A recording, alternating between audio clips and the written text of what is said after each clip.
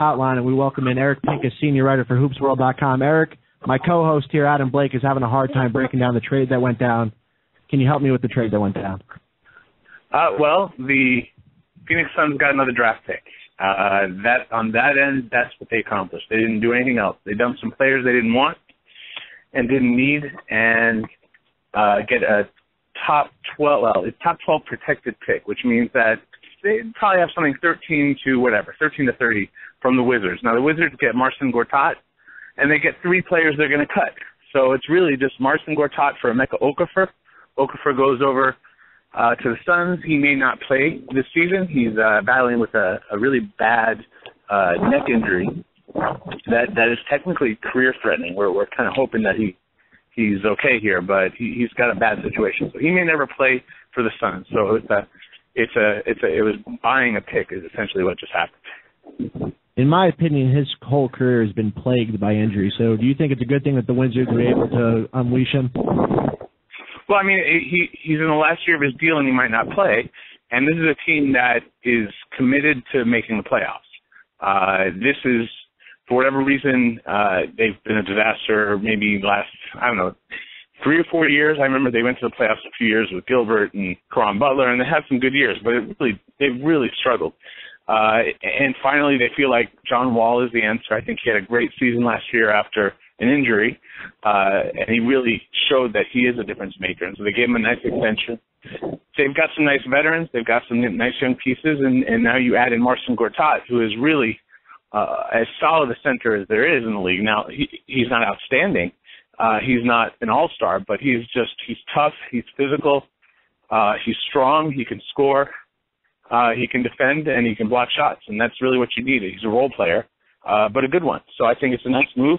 They got rid of Okafor, and what it's costing them is a draft pick. If the season goes terribly in Washington, if it's a lottery pick, then they'll keep it. So, or at least top 12 will keep it. So I think it was a good move. It's a move for a team that's trying to establish themselves as a playoff team. And in the East, there's only about 5 playoff teams, so I think they have a real shot.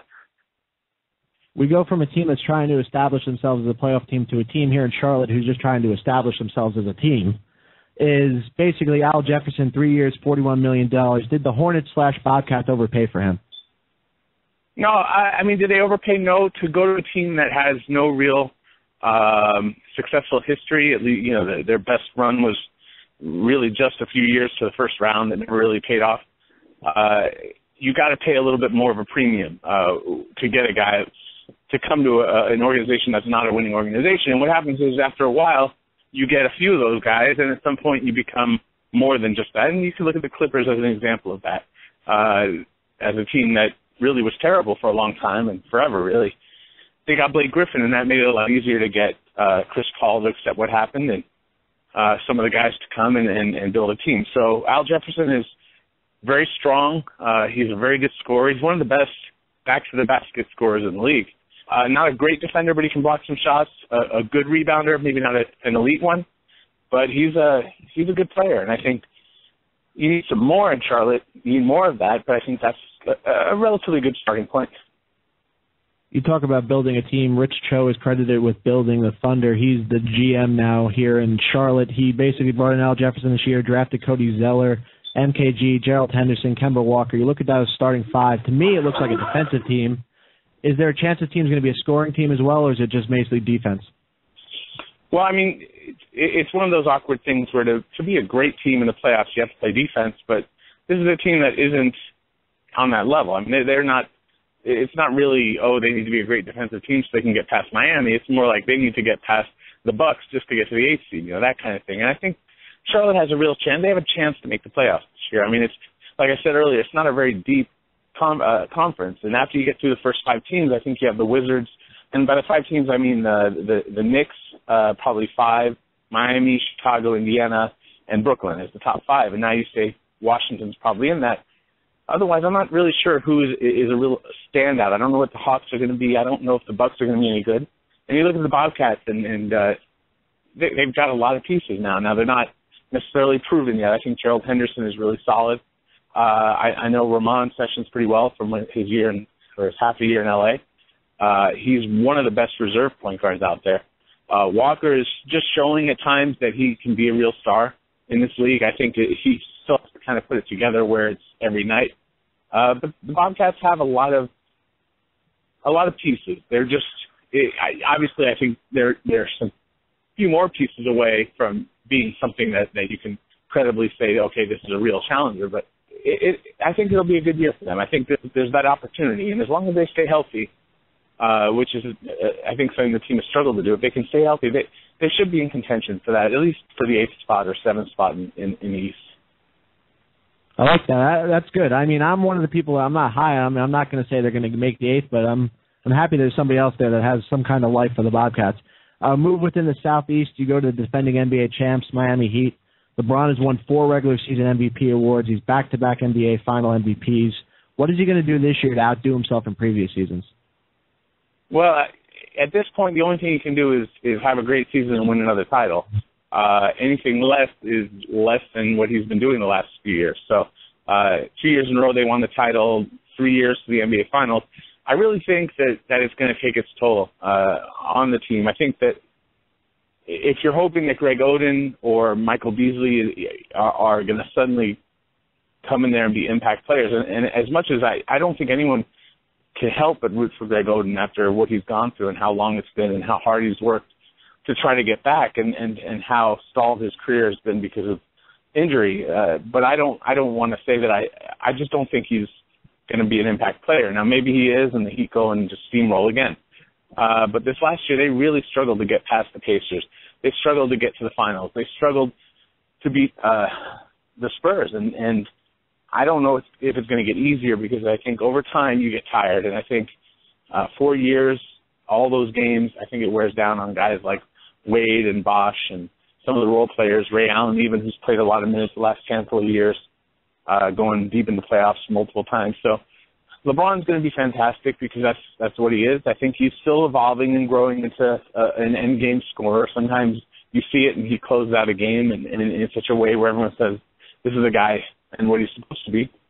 And sometimes he leaves you feeling like he's not quite living up to that. But now you look at the ring count, he's got 2. I don't think anything – at this point, I don't think you can take anything away from LeBron James. We're speaking with Eric Pincus, Senior Writer for HoopsWorld.com. You mentioned that this team is obviously – it's getting hard, it's wearing on them to do what they're doing the last couple of years, back-to-back NBA titles.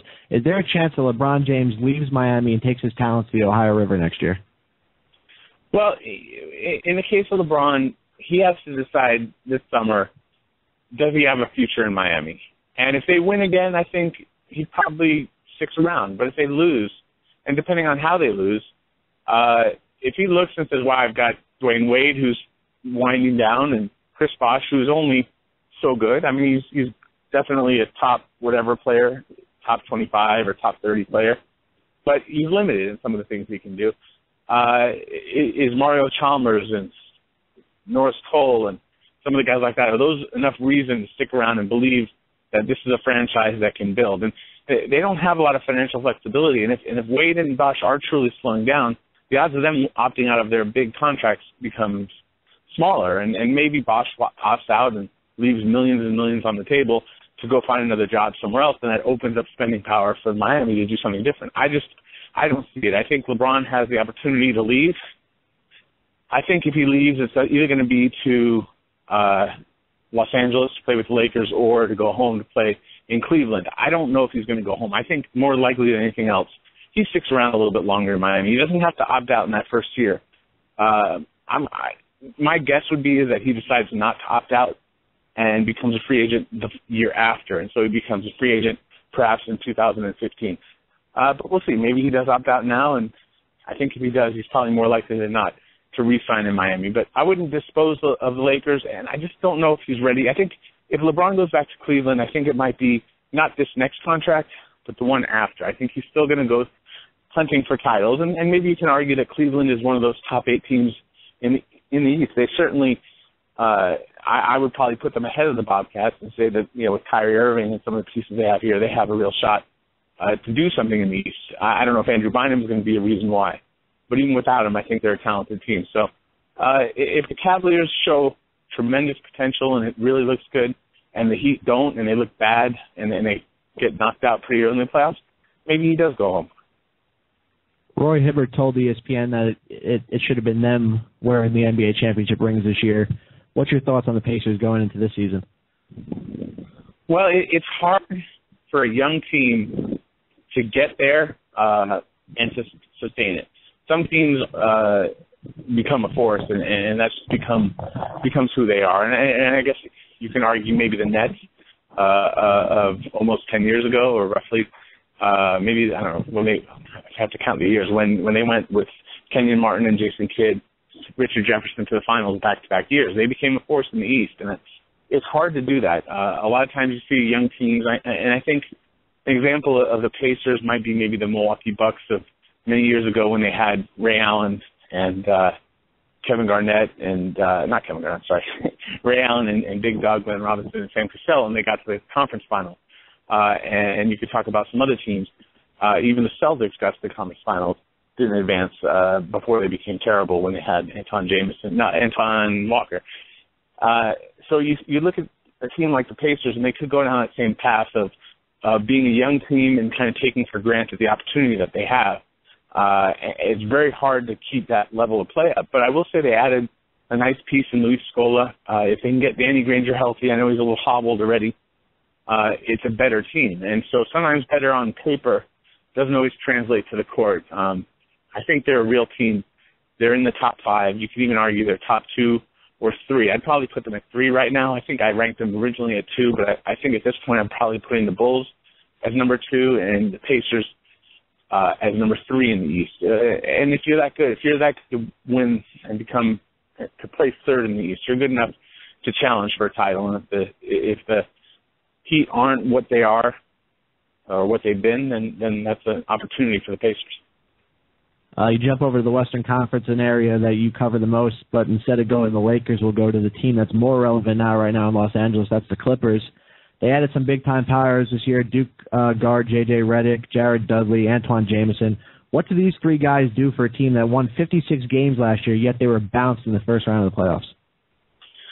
Well, last year was a tough year. I mean, Blake Griffin sprained an ankle pretty badly in the playoffs. It's easy to forget that. And by Game 5, he could barely walk, and he couldn't even finish the game and couldn't start the last 2 games. I don't think he started the last 2. He was a mess, and that was just bad luck.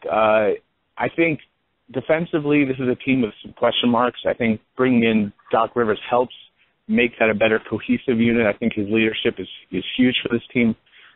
They have to buy in with what they have. Offensively, they're great. I mean, are there 2 better point guards on any team than Chris Paul and Darren Collison? J.J. Redick is a great shooter. He's a great fit for a Doc Rivers team. Jamal Crawford is a fun scorer off the bench who can shoot a bit, but more importantly, at least for him, he likes ball off the dribble, so he adds something interesting there. His crossovers are fun. Jared Dudley's a really solid defender. Matt Barnes as well. And then you go to Blake and DeAndre. I wonder up front if they have enough depth, if they have enough toughness. You see Marcin Gortat just got dealt to the Wizards. I mean, that's the kind of guy that I think they need to go after.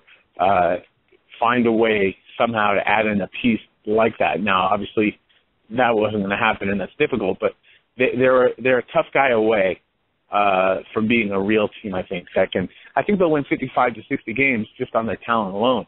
But when they get to the playoffs and they're going up against guys like the Grizzlies, the Spurs, maybe the Thunder, you can argue they match up better against the Thunder.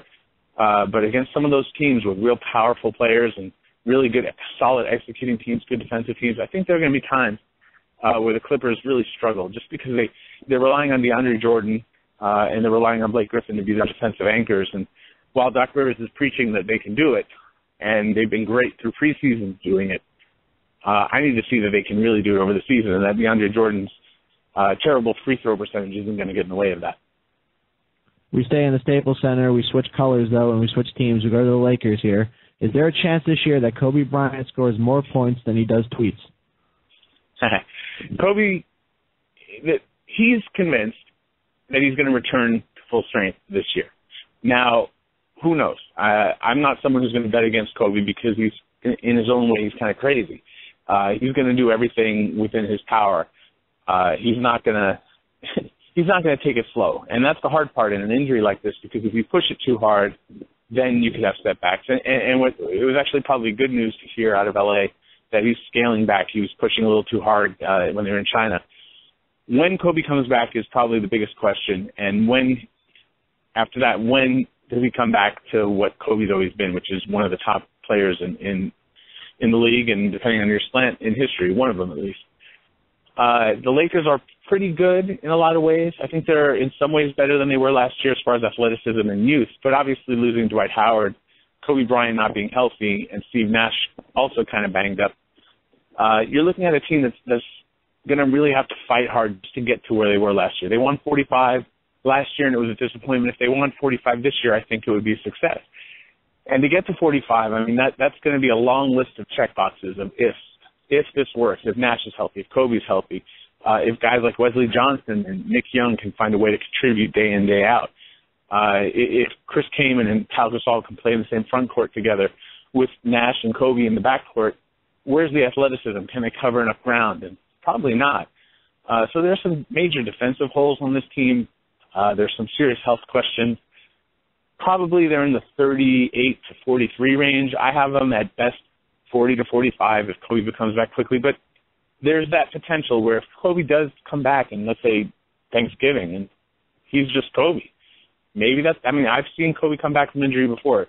They could be much better than any of us are thinking.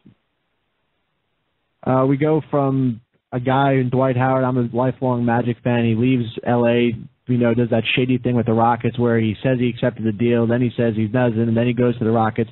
What's the atmosphere now like inside that Staples Center locker room now that Dwight's gone?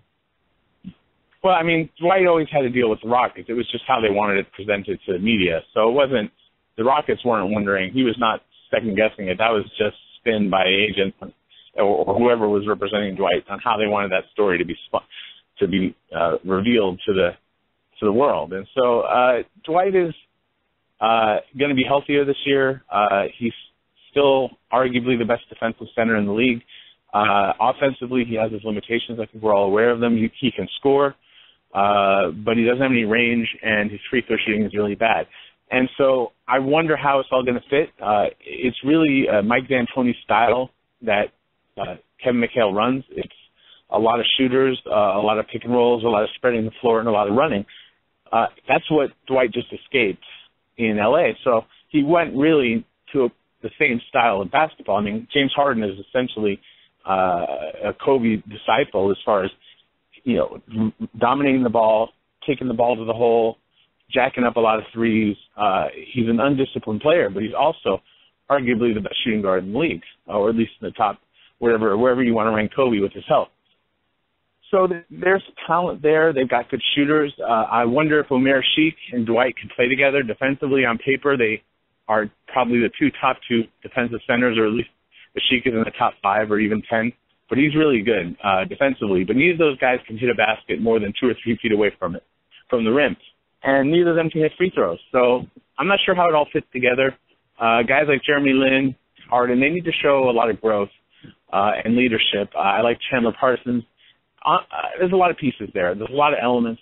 I still think it's not all going to be put together. I think that they're probably in the top 4, maybe top 5 in the West. I don't have them as quite elite. I just have them bordering on elite. Depending on matchups, I think that if the Spurs are going up against the Rockets in the playoffs, I don't think Tim Duncan's going to have a good time playing against Dwight Howard and Omer Sheik.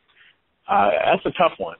But other situations, other teams, I think that in some ways are going to have some advantage. And if you just send Dwight and Omer Sheik to the line over and over again, at some point they're just going to fall apart.